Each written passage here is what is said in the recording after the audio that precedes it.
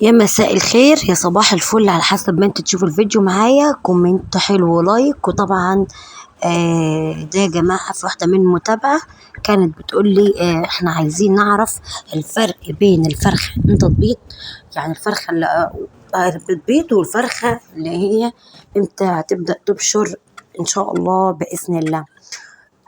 موضوعنا سهل وبسيط، بس في الأول كومنت من عندك ولايك.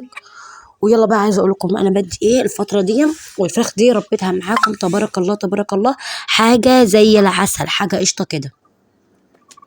فالموضوع سهل وبسيط وحلو كده. ويلا هنعد بقى 3 ابشار 4 ابشار، هنعد كده إيه ونشوف فرختنا بجمالها وحلاوتها هتبقى ايه. ويلا ندخل على الفيديو نشوف هنعمل ايه باذنك يا رب. ورجعنا تاني دلوقتي. فاحنا طبعا حاطين شوية علفة بقطر رده، كانت فاضية من الفراخ الصغير. طبعا طول ما نام عليه ما بدوش يعني. وايه رأيكم في جد العسل ده؟ اللهم صل على سيدنا محمد عليه الصلاة والسلام. عفوا. طبعا ده الاكل ده فايد من الفراخ الصغيرة. فجبت طبعا اللي عارف انا جبت دورة رمضاني، يعني ان شاء الله باذن الله بيض وذبح ان شاء الله. يعني دوك من البحة والفروج البلدي، احنا ايه مثلا بناكل بيض او نبدا نستفاد بنبدا نبيع ايه البيض. طيب بصوا يا جدعان، اللهم صل على سيدنا محمد عليه الصلاة والسلام. الفراخ اهي زي ما انتم شايفين معانا، انتبه معايا يا جماعة. دول عمر 3 شهور تبارك الله تبارك الله، 3 إلا حاجة زي كده، بس هي عمرها 3 أكيد يعني. فقربت تبشر، وإن شاء الله بإذن الله هنبدي بقى علفة بقى شوية إيه، شوية رد.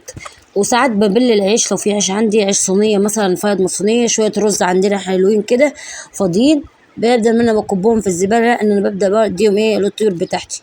طيب هنعمل ايه بقى؟ بص يا جماعة، الفراخ دي لما بتبدأ تبشر معاك بتبقى تميل للحم. طب انا هذبح امتى؟ نذبح الفترة اللي هي بتبدأ، لو انت مضطرة انك عايزة تذبحي مش عايزة يبيض، الفترة اللي يبدأ يبيض فيها يا جماعة بيرمي لحم، بيبقى لحم بسم الله تبارك الله.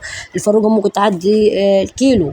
البلدي انا بقول لكم ايه، البلد اللي انا اجيب الفراخ دي مهجنه يا جماعه، مش بلدي لا، دي لحم وبيض. تمام.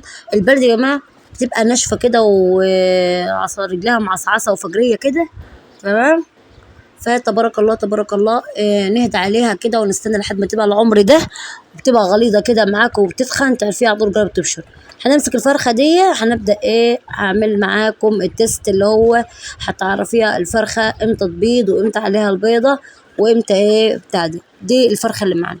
طيب في الاول بقى يا جماعه هتبص كده من ورا لو مؤاخذه، ها،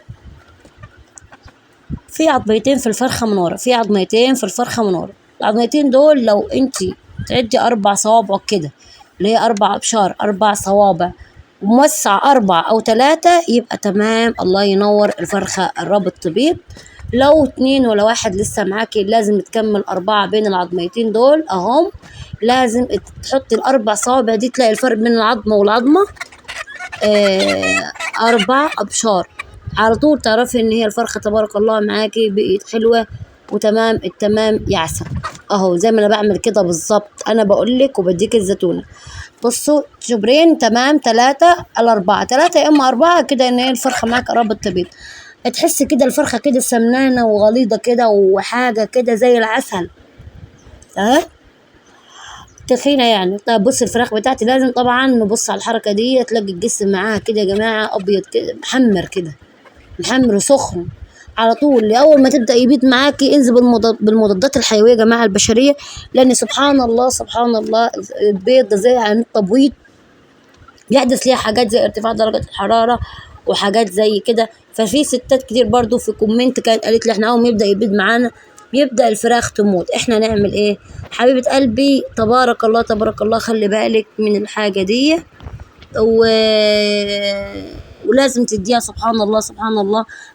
في ستات والله بتقولوا لي حقيقة الفراخ اول ما تبدا تبشر او تبشر بتبدا تموت معانا بتجيها كريره يا جماعه، دي سخونيه بيبقى في الفراخ سبحان الله.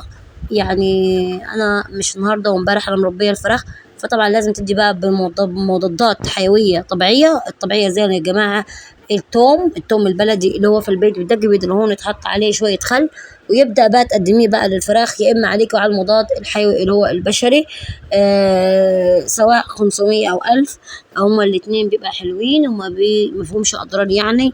بس انا دول بستخدمهم احسن من اللهم صل على محمد، من البشري، من البيطري. تمام، البشري احسن من البيطري. ويا رب كده تكون استفدتي، والسلام عليكم ورحمة الله.